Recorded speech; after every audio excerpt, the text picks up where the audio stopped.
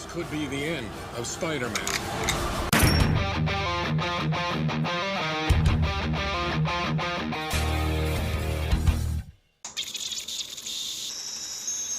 Hello friends, my name is Stevie Cade and welcome to Film Trigger. Thank you for joining me as I continue my review series of all the Spider-Man movies, and we have finally reached the end of the Raimi series, which means we're on Spider-Man 3, which is a very controversial movie. A lot of people don't like this one. I don't know. I have my own opinions on it, and we'll dive into that in just a moment. But before we get started, if you could, let's head down to the like, thumbs up button, the subscribe, and the little bell ding thing, and, well, let's play it a little song. Fuck you, I won't do what you tell me. Fuck you, I won't do what you tell me. Fuck you, I won't do what you tell me. Fuck you, I won't do what you tell me. Without further ado, let's dive into my review for Spider-Man 3.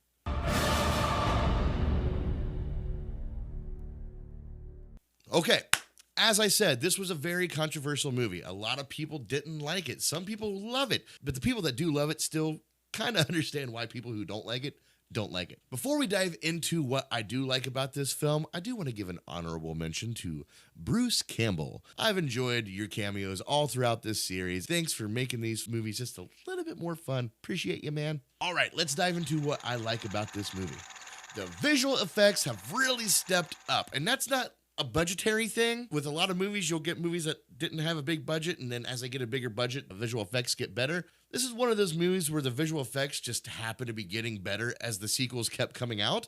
And this movie, the visual effects are at the top of their Sam Raimi series game. I didn't notice any rubbery people or anything like that. They were all pretty on point. There was a lot of really good, very creative Spider-Man action sequences that played off, and I wasn't distracted by bad visual effects. Sandman, I enjoyed this character a lot, specifically his rebirth. When he falls into that sandy molecular, whatever the sciencey mumbo-jumbo thing is, you know, when he comes out, man, God, it's so desperate. It's so sad. It's so poetic. This is your uncle's actual killer. We lost his trail 2 days ago. The way he can't hang on to that locket, just falls through his hands. Like, that concept right there at the beginning pans out through the rest of the movie. That sets the tone of what Sandman is. I thought this was a great character, a very well-developed character. You can tell they wanted this person in the movie from the get-go. Not the same with some other characters in this movie, but we'll talk about them a little later. But with Sandman is also his score. So if you've been watching my review series, you'll understand that I haven't mentioned the score at all in the other two movies. That's because when I do reviews, if I don't notice a score, if it doesn't stand out to me, I'm not going to mention it. I'm not going to talk about it. I didn't even know Danny Elfman did the score for the other two movies until I looked up who did the score for this one. Danny Elfman. What the fuck, man? I can't figure you out as a composer. Either you're very noticeable or not noticeable at all. You're like one of the biggest hit or miss film composers out there, man. So sorry, I like some of your stuff. I can't even remember what the first two movies score were. But my point now is that Christopher Young came in and did the score for this movie, and specifically Sandman's score really just ties into the emotional gravity that this character brings. It plays into that desperate. It plays into that sadness. It plays into that poeticness that Sandman brings to this film. And I thought Christopher Young did a really good job. So nod to him. The rest of the movie, I did notice a score a little bit more, but it still kind of had that Danny Elfman-esque to it, a little cartoony. So I'm going to stick with specifically the Sandman score is what stuck out to me the most. The concept of bringing all of these characters together into one film. This is where a lot of people are divided. There's too many characters in this movie. I don't think so. When this movie came out, it was still very early stages of what we know comic book movies to be. But comic book movies since then have proven time and time again, it doesn't matter how many characters you have in a movie. I mean, for crying out loud, look at Avengers Infinity War. There's like all of them. All the characters are in that movie, even more so in Endgame. My point is, it doesn't matter how many people you have in a movie. What matters is how well you know those characters in the movie. That's all you need. You need the development. You need the time spent. You need the emotional investment, which this movie doesn't do very well, which is why I like the concept. They wanted to make a fun comic book movie and bring in multiple characters to really challenge Peter Parker. So I applaud them on attempting that. Green Goblin. That's right. I like Green Goblin. Yes, I know James Franco, is the Green Goblin in this movie. And I'm not saying I like James Franco, but I like the Green Goblin, which is a very unique thing. I actually forgot Green Goblin was in this movie, but I like what they did with him. He's darker, he's menacing, but most of all, what I just said previously about emotional investment into a character, I know why Green Goblin is the Green Goblin. I know why he's doing what he's doing in this movie. We spent the past 3 movies building up to this. There's no just evil bad guy being evil bad guy sort of thing here. We know the stakes behind it. We know the emotions, the turmoil, all the bullshit that went into making Harry Osborn this Green Goblin. And he just looks good. He looks cool. He looks slick. He doesn't look like a Power Ranger. So I'm a little torn here. I'm torn because I kind of wish this is the Green Goblin we got in the first movie. At least the suit. I mean, keep William Dafoe and keep this suit. Put those together. That's the Green Goblin I want. The dynamic between Peter Parker and Mary Jane, it plays off very well in this movie because they're on complete opposite ends of the spectrum. She's having a rough go at it in life. Her career's not going very well. And he is like on cloud 9 with Spider-Man. He's with the woman he loves and things are just happy-go-lucky for him, which sort of makes him blindly optimistic in his relationship. He doesn't quite see or understand what Mary Jane's going through. He's got those rose-colored glasses on for life at the moment. So he's missing the mark. But Mary Jane, on the other hand, is feeling like she's in Spider-Man's shadow. Want to push me away? Why would I want to push you away? I love you. But Mary Jane's character does bring me to what I am on the fence about when it comes to this film. Not necessarily the character, but how her development and how her and Peter's relationship was written, I think. Because I spent most of this movie and a part of part 2 being pissed off at Mary Jane. Just thinking that she was being just kind of nasty to Peter. I found her character to be very toxic, which is in turn what I considered was ruining their relationship. But then the wheels started turning in my head like, wait a minute. Mary Jane is from a very toxic family. This is still the Mary Jane that Peter has unconditionally loved since first grade. Like, he loves this Mary Jane. That's just who she is. She is toxic just like her family. And he sees through that. He understands that that's a cover. That's just her go-to. So, like, character development wise, it's actually I don't know if they did it on purpose or if I'm just like reaching here, but it seems like this is a very genuine way for this character to develop. I wish they would have dove more into Peter Parker loving Mary Jane for who she is, because she is the way that she is. I see a person who was raised in a toxic family and a boy next door that fell in love with this crazy girl. And he's always going to love this crazy girl. I wish this movie would have played more into that instead of making Mary Jane look so much like a bitch.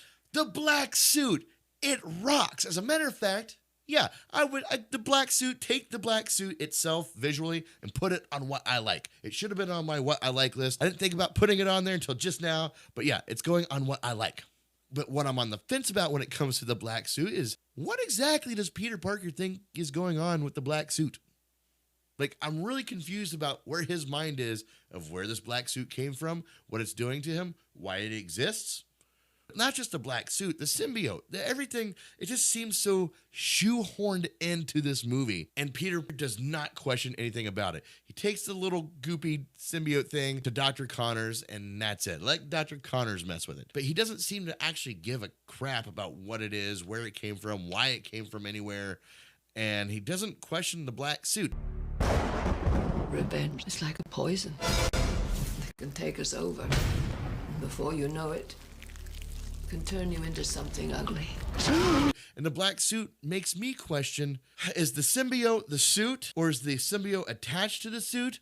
Does the symbiote have a consciousness? Can it just leave anytime it wants and go do whatever it wants, wherever it wants? Or is it stuck in the suit, in this chest, in Peter's closet? It just sits there. I understand it's supposed to have a parasitic relationship with Peter. I guess where I'm having the disconnect is seeing that parasitic trait happen. I see him put on a suit and it changes his attitude, but I don't understand why. And I don't understand why Peter doesn't investigate that more. Heck, in No Way Home, he even says he fought an alien. How the hell does he know if that's an alien? How does he know? No one ever told him that. No one said that was an alien thing. The symbiote is a big question mark. You can tell they did not plan to have that character in this movie. It's something the studio wanted and made Sam Raimi do. And that shows a lot, and it's going to bring me into what I do not like about this movie, and that's going back to the symbiote. Where does this thing come from? Why is there no explanation of the who, why, what, where, how, or anything about this symbiote? It just shows up and okay, cool. Well, that's here now. That's how that got here. Don't worry about where it came from. That's not important. None of this is important. It's just there. Accept it. Move on. Which brings me to Eddie Brock. More specifically, Topher Grace, who plays Eddie Brock, because this kid just did not. He had such an opportunity and he didn't bring it. But I feel like he thinks he did. Like he walks in, he's got that big dick attitude in this entire movie. But at the same time, he's acting exactly the same as he did as Eric on that 70s show. But his performance as Eddie Brock and as Venom, it's lackluster. It didn't stick with me. It made that character boring for me. That goes for Topher Grace's acting and the writing of this character as well. Again, shoehorned in there. They just wanted the character in there, so they quickly wrote him in. And that's what this feels like. Just a quick write in. Okay, we're going to fit him here. We're going to fit him here. We're going to fit him here. And boom, now he's in the movie. And that could be perfectly illustrated in the scene that he shows up in. This is a terrible introduction of Eddie Brock in this movie. He walks up, his girlfriend is in a life and death situation, and he thinks this is the perfect time to go to her dad, who's watching his daughter potentially die, and introduce himself smiling. Hi, I'm Eddie Brock. I'm dating your daughter. This is bad timing, sir. Bad writing all around. It kind of mirrored in Spider-Man 1 when Mary Jane decided to tell Peter Parker that she loved him at her ex-boyfriend's dad's funeral, who also happened to be Peter's best friend. Not the time or the place for these types of conversations. And speaking of Gwen Stacy, what even is Gwen in this movie? Like, when I first saw this movie years ago, I didn't know who Gwen Stacy was. Not a clue. So, I didn't even think twice about it. Now that I know who Gwen Stacy is, what? Was this another studio decision to fit her in? Because her storyline does not match anything that I know Gwen to be, which is a fucking badass. James Franco's acting. Hi, you're back on the what I don't like list. Now listen, I'll give you some credit in this one. This isn't your worst performance in the series. You have that. You definitely weren't as annoying in this movie as you were in the previous ones. Mostly because your Green Goblin was awesome. I'll give you that one. And also because you're not overly dramatic in most of this movie. You're not just overacting or just, God, doing a terrible job of acting. It's like someone looked at you and said, hey, have you seen Ferris Bueller? Yeah, act like that. And when you have amnesia, that's what you did. You were Ferris Bueller. How'd you get to be so sweet? Years of practice. Get well. Which doesn't fit in this movie at all, but it's a lot better than the bullshit you were pulling before. But your acting still sucks. Not a fan. James Franco, I'm glad you're canceled. Swapping out Uncle Ben's killer. God, what a stupid decision. Why did they need to do that? They didn't need to do this at all. They didn't need to make Sandman the real killer of Ben. That was just a really annoying way to try to tug at our heartstrings.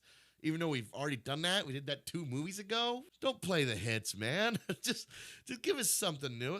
Honestly, Sandman's storyline could have been the same exact dynamic with Peter Parker if they made what he did, involve Peter Parker's parents, because we've gotten no explanation of where they are, what happened, or anything in this series. So that would have been a good way to dive into that a little bit more and use Sandman as, Sandman's the one that killed your parents in a car accident or whatever bullshit they come up with.